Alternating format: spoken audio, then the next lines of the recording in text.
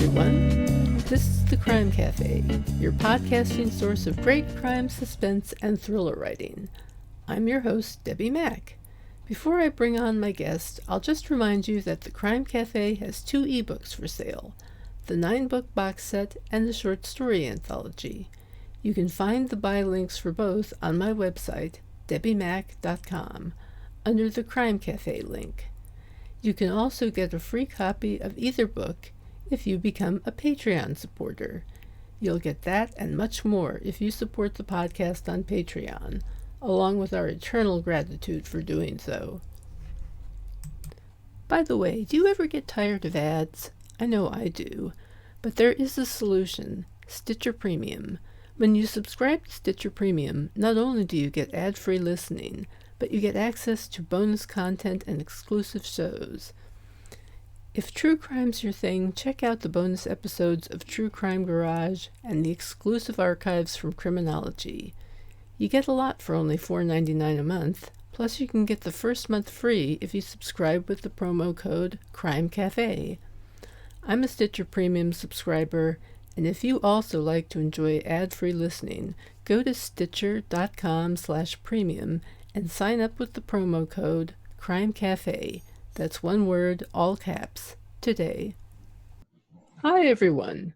I'm really pleased to have as a guest today an author who's had a long and distinguished career in law enforcement, as both an investigator and, especially, as a forensic artist. He also developed a forensic facial imaging software, so he's an entrepreneur as well. And he is the author of 2 books, Sketch Cop and Creating Digital Faces for Law Enforcement. Today's guest is Michael Streed. Thanks for being with us here today, Michael. Thanks. Thank you for having me, Debbie. Sure thing. It's my pleasure. So when you started out with the police department, was it your goal to work as a sketch artist? No, it wasn't. Actually, it was the farthest thing from what I expected doing. I just enjoyed being out there and serving the community and locking up as many bad guys as I could. Huh. How interesting. Have you always been interested in drawing?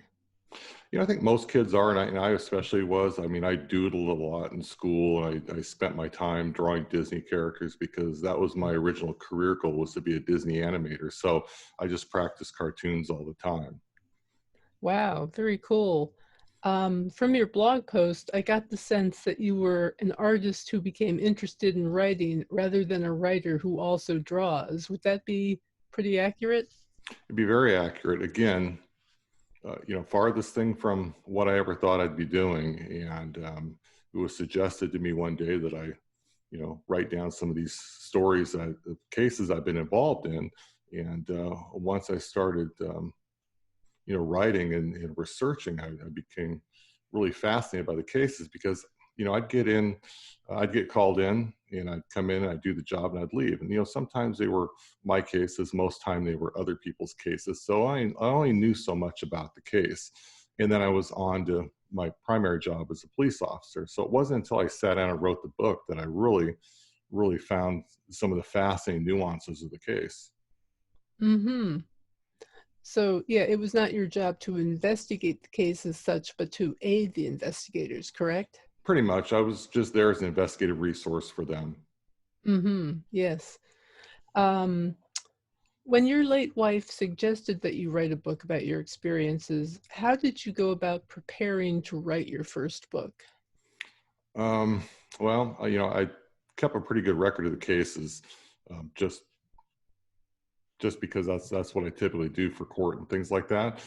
So the first thing I thought I had to do was, get an agent, write a manuscript. And it was one of those, which comes first, the chicken or the egg sort of thing. And I remember I went ahead and wrote the manuscript first, so I'd have something to shop around and show around. So, I started, heading back and digging up police reports and going to the different libraries and digging up newspaper articles and stuff, and assembled all my material, wrote the manuscript, and set out to find an agent. Mm-hmm. And did you take any writing courses or read any particular books that were helpful? I didn't. I actually, I just just start writing. I mean, that was the best advice I'd ever gotten from somebody. They said, if you're going to write, just start writing. Just write, and then go back and clean it up and take a look at it. Once the thought is the thought string is run out, so to speak. And so it wasn't that I didn't want to take or didn't think I needed it. It was just that my plate was so full. And I just figured cops were natural storytellers. I've always been told I wrote well, and I had written by that time thousands and thousands of pages of police reports. So I just wanted to tell my story, and that's what I did. You pretty much knew how to structure a narrative from writing police reports, I take it? Pretty much. And the thing is it's, writing true crime stories and true crime nonfiction is so much different than writing a police report, because, you're, with police reports, you have all the technical jargon and vernacular and stuff. And for, public consumption, you have to write it in such a way and make references to things in such a way they'll understand, non-police jargon. So you're pretty good at taking that kind of jargon and making it understandable for lay people. I think so. Most of it is because, my career path is such that, I've been, a lecturer, a writer, a teacher. I actually taught DARE in the 5th grade level in the elementary school's anti-drug program. So, and because of my job in police work as a street cop, I was exposed to different types of people every day, all the way from, the educated, the uneducated, homeless, very articulate people, just a whole range of people. So I had to learn how to talk to different people, and that extended to my writing as well. Well, that's always a good thing. Let's see. Tell us a little bit about how sketch artists work. Well, people always think it's about the art, and, you have a variety of different drawing styles from different artists, much like you have writing styles from writers and such.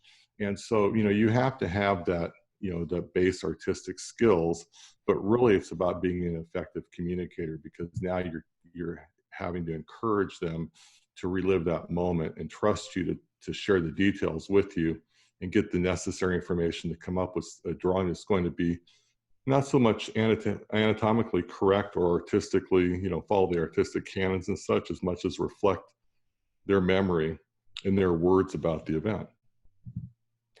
I know, I was going to say memory plays a huge role in this. And are there generally accepted methods for trying to elicit information without, say, prejudicing the witness in any way?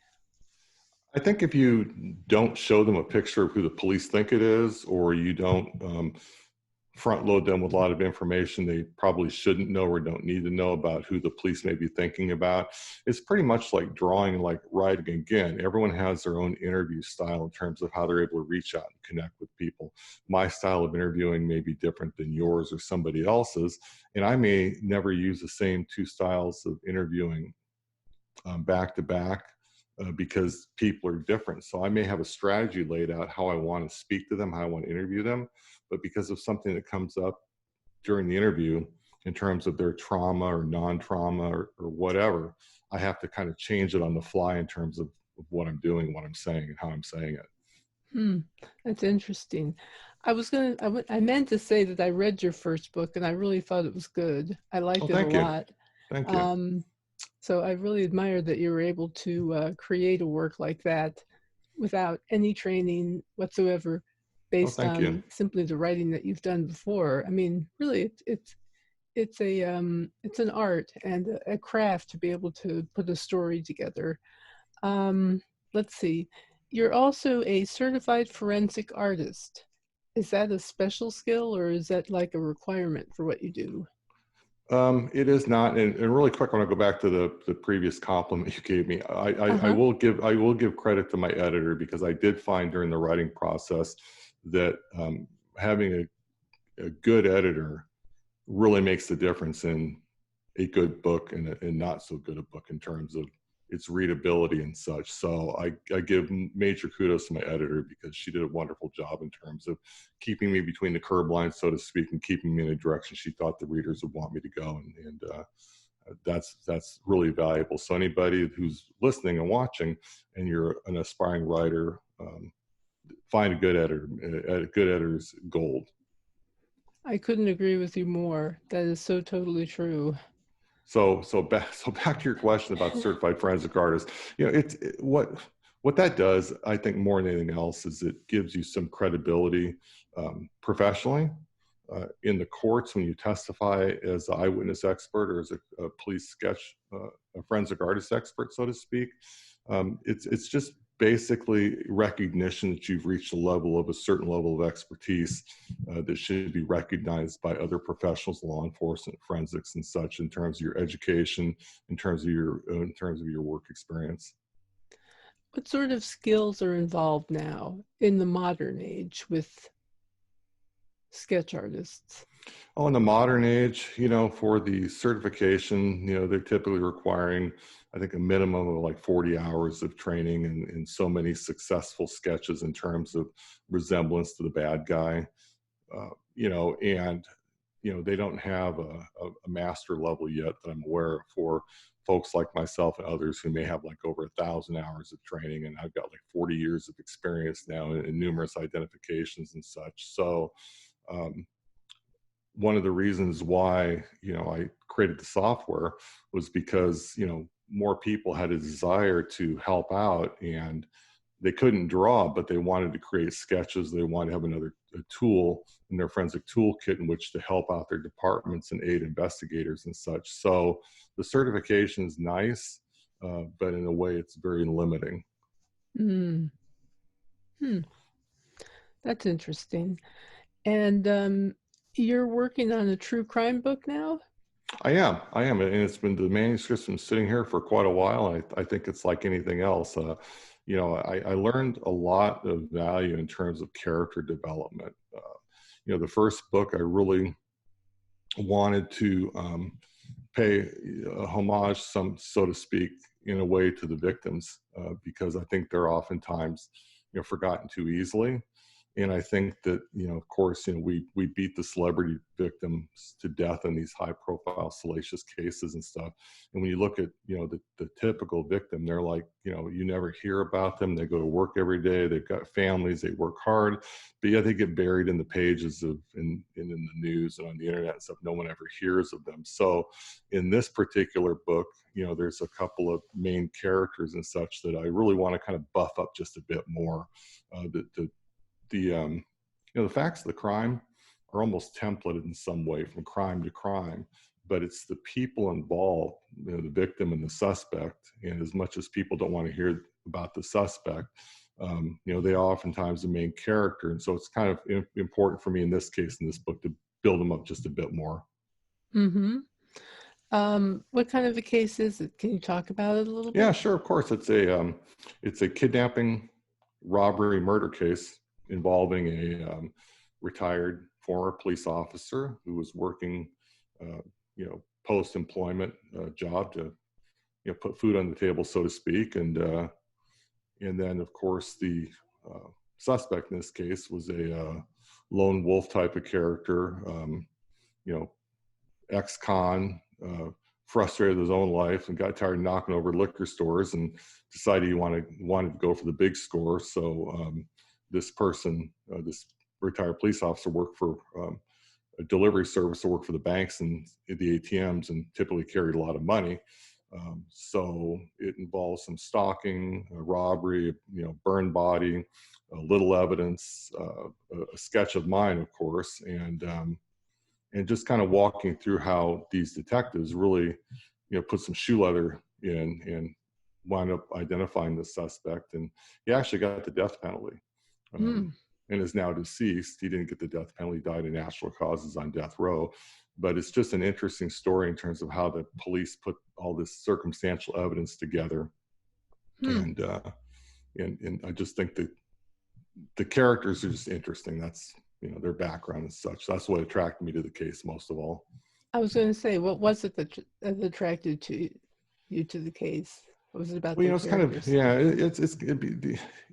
really interesting because I've worked on, literally over thousands of cases, during my career, and I think what I like to write about, especially one of the reasons why I wrote Sketch Cops was because, people see the sketches, but they don't, they always imagine because of television that there's there's an artist sitting in the back room just placidly, peacefully drawing and sketching.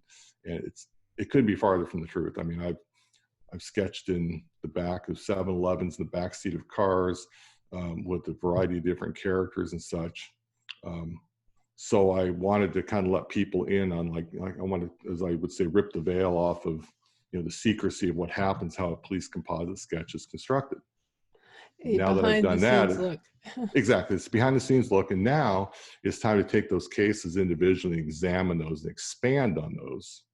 So we can, now that people know how a sketch is built, now other things that went into creating challenges and difficulties, both in creating the sketch and also within the investigation. And we throw in some interesting characters and voila, true crime book. From a sketch. Well, it's interesting how much goes into police sketching that most people don't appreciate, I'm sure. So it's not the restful life of an artiste or anything like that. It's very much a serious occupation with a certain amount of stress, I assume, associated with it. Well, it's kind of interesting. People assume that. I remember when I was interviewing for a job one time, for a police sketch artist job, and somebody had asked on the interview panel, "How do you deal with the stress?" And I said, "What stress? I sketch and I talk, and it doesn't mean I don't feel empathy for the people." But I remember a woman coming in one day and asking me, she said, "You must get like bored sketching all day here." I said, "It's not really about the sketching. The sketching part's almost like exercise." I said, "It's people like you that walk through my door that have stories to tell." And I always like to say that, every one of us has a book inside of us, or everyone has a story to tell. Doesn't matter who they are. They've got a fascinating story, always a fascinating backstory. And that's what really keeps, for me, the stress down and keeps me in the game, so to speak. I can fully appreciate that. So was this the most unusual case you'd ever worked on? The one that you wrote about? No, it was Do you have one unusual. that stands out as unusual or particularly weird? Um, it was kind of weird but funny. I mean, it was there was a particular case where a person was watching a young gal undress and get ready for school one day, and she looked out her window and saw him, and she only saw him from below the eyes up. And so, detectives wanted a sketch, so I did a sketch from the window ledge up. And all you could see in the sketch were his eyes and his forehead and this distinctive hairstyle. And so, for that week or two, every time another detective saw me, they'd throw a piece of paper up just under their eyes and say hi to me, mimicking and mocking my drawing. And so a patrol officer saw somebody in the area later on, a couple weeks later, with that distinctive hairstyle, stopped him, got his ID. She couldn't identify him, but after that, he was never seen again. So it must have been him. And after they looked at the picture and compared it to my sketch, they stopped laughing and mocking me. So shows them. Yeah, well, the thing is that, again, like I said, you have to throw out anything you ever learn in art school in terms of proportion, in terms of artistic rules, so to speak, because people's perception during traumatic situations is such that some of these sketches come out looking kind of cartoonish or less than human, and people may mock it. It's like, you can't put yourself into that finished product. It has to be purely what the person, I like to say that we draw them as they see them. And that's pretty much what it comes down to. You're kind of like the tool that they're using to express themselves. They're not drawing it, but you're drawing it for them. Absolutely. Like an extension of them. Pretty much. And that's why I tell them it's a synergistic relationship that we develop during the time we spend together, where I use your eyes and you use my hands. Very cool. And we borrow from each other in terms of our senses and such, and our skills, and as a team come up with this drawing. Well, I just have to ask, since you brought up cartooning, have you ever considered doing any other kind of illustration, like cartoons or Oh, graphic novels? I would love to get back to cartooning or comic drawing, except I just don't have the time. Oh my gosh, that's too bad because that's a pretty cool area to get into, Yeah, graphic yeah, novels and cartoons. exactly. And just, comics and cartoons. I mean, you talk about the ultimate relaxing drawing and doing something that makes people happy and makes them laugh and such. But, with what I'm doing, I'm always trying to find ways of offering skills and services to those I work with and work for, so to speak. So now I'm getting the 3D, virtual, clay sculpting and, age progression. I'm starting to expand my brand overseas now. So I'll be doing some lectures overseas here pretty soon. So there's just not a lot of time for that. I'll bet there's a lot of virtual stuff going on with what you're doing, huh? There Virtual is, technology. there is. Even what we're doing today wouldn't have been possible several years ago. And I oftentimes now meet with my victims on online, like what we're doing now, to create these sketches. And I share my screen, and they walk me through the drawing. They're seeing it real time from thousands of miles away. That's really amazing, isn't it? Yeah, it's very cool actually. What's the most distant situation in terms of the placement of the victim that you've ever dealt with, farthest I from you geographically? Yeah, I actually had a request from someone in Romania, Huh. and I wasn't quite where I needed to be in terms of the technology at the time. So I did refer him to a colleague in Romania. But I've gotten requests as far away as the East Coast, and I've given lectures and courses live like this in India and the Philippines. And where are you located? I'm in the Los Angeles area, Ah, I California. see. Yeah, Aha. I'm in Maryland, yeah, so okay. I'm a few hours ahead of you. Yeah, well, I was Baltimore PD's full-time sketch artist for 3 years on site, and I worked with them under contract still. So I I noticed get that. back to your area every couple times a year. Ah, excellent. Let's see. Here's my off-the-wall question for Okay. you. Which do you prefer, autumn or spring? Autumn. Why? I like the changing of the leaves. I come to gain an appreciation for that when I live back east. And actually, my wife and I just moved to an area of the city where we actually get that. And it's just all the beautiful colors and such, and the vibrancy and such is just a reminder of life itself in terms of how we should live it, vibrancy and full of color to the extent that we can, and just enjoy. So you live in the Los Angeles area, but you still get a taste of autumn?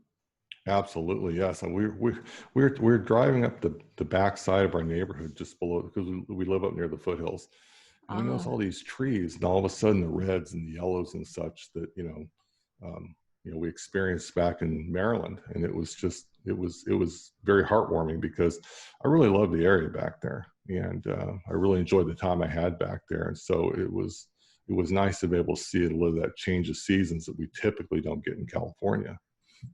that's really cool because as much as I love Southern California, it is very different. It's more than just palm trees, though. It is. It That's kind is. of nice. Is there anything else you'd like to add that I haven't covered with you? No, I mean, I just think that it's been a great it's been a privilege actually to share my story with everyone out there who's read my book and who follows my career and such. And I've got more coming, obviously. And writing is very cathartic. When you talk about the relaxation of drawing and such, I found writing to be the same way. And I'm kind of wonky when it comes to history and things like that, and enjoy that aspect of what I'm doing, because the research in terms of the book, and I don't know how you feel about research yourself, but digging into the files and the archives and the records and stuff, and finding out those little nuggets that you didn't know that you thought you knew. um, to me is the best part of writing the book. I love doing research, actually. I probably would spend a lot more time doing research if I wasn't so busy just trying to write. Exactly. Yeah. I used to work as a librarian and went to library school, so Mm-hmm. research is kind of like my second love after writing. Yeah. Yeah. I just like to learn things, you know. Yeah. And you Um, learn a lot. you do. It's amazing what's out there. So if there isn't anything else you'd like to add, I just want to thank you for being here. It Well, was thank you really for nice. having me. Oh, well, it was my pleasure, believe me. I had a great time talking to you. And again, I really enjoyed your first book. And Thank you. I think it really has, gives a perspective on your work that most people don't get. So remember, everybody, that you can sample the work of some of the guests who've been on the Crime Cafe if you buy the Crime Cafe 9-book set and short story anthology. They offer the work of 14 authors. It's a smorgasbord of crime fiction. You can also get copies of the stories when you support the podcast on Patreon. You'll get that and much more. And if you enjoyed the podcast, please leave a review on your favorite podcast channel or app or whatever it is. And with that, I'll just say our next guest will be Judith Yates. So I'll see you in 2 weeks. Until then, happy reading.